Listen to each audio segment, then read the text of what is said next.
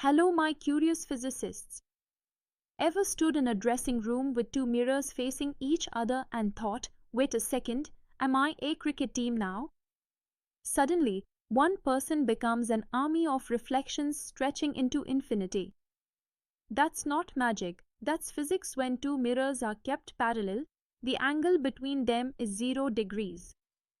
Now, we use a simple formula for number of images, n equals 360 divided by theta minus 1. But if theta is 0, oh dear, we are dividing by 0. And in maths, dividing by 0 means infinity. So, the number of images becomes infinite. Yes, your reflection could go on forever. But don't worry, you'll still only pay for one movie ticket.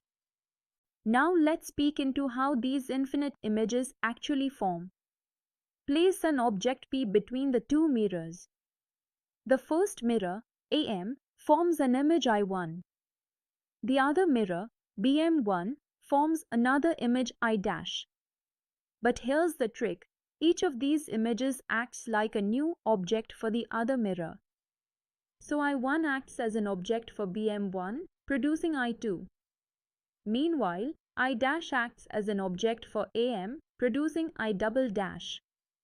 And this ping-pong continues like two mirrors gossiping endlessly about you. But each time, a little brightness is lost. Just like when you keep photocopying a photocopy, the quality gets weaker. That's why the first few images are clear and the deeper ones start fading. Now, where do all these images actually sit? All of them lie along a straight line, a perpendicular drawn from the object onto the mirrors. The first image is at the same distance as the object, the next is a bit further, then further still, forming a neat image train stretching out. It's almost like a convoy of buses parked one behind the other, each bus a little fainter, but all lined up neatly along the road, in this case, the perpendicular line. But hang on, if there are infinite images, why don't we see an infinite number? Well, physics is honest. Each time light reflects, some part is absorbed by the mirror glass. So as reflections multiply, brightness reduces. The farther images look dimmer and dimmer until they're practically invisible. It's like looking at a row of street lights disappearing into the fog. The first few glow brightly, the rest blur into the distance. Alright, let's do some math, because physics loves a calculation. We've got the formula, n equals 360 divided by theta minus 1. Case 1, if theta equals 60 degrees, then n equals 360 divided by 60 minus 1, that's 6 minus 1, which gives 5 images. Neat and finite. Case 2, but if theta equals 0, denominator vanishes. That means infinite images.